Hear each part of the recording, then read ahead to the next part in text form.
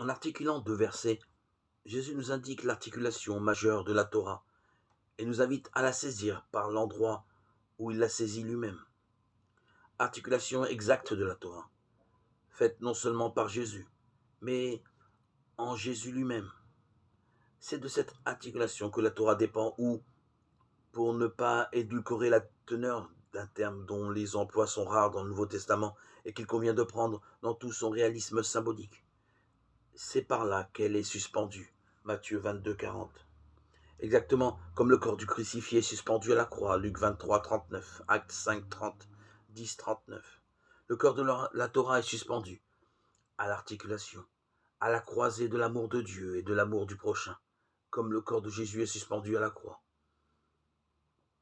Charpentier de la Torah, Jésus croise l'amour de Dieu et l'amour du prochain.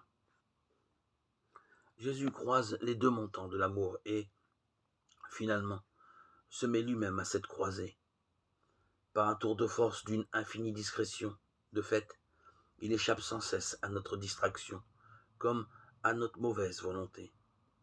Jésus-Christ intègre l'amour de Dieu à l'amour du prochain et se propose en fin finale comme l'unique destinataire des deux amours semblables et pour ainsi dire unis dans l'unique personne de l'amour.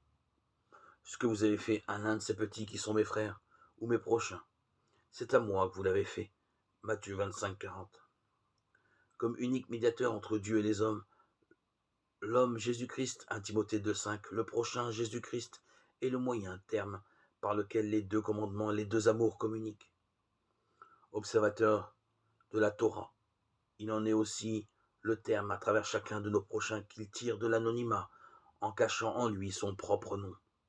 Car devenir sujet de la Torah, Galates 4, 4, le Fils est venu remplir la Torah, Matthieu 5, 17, c'est-à-dire mettre pour nous la Torah en un, en se substituant, en se cachant lui-même, lui, l'aimable, Jean 21, 15, 17, sous n'importe lequel de nos prochains.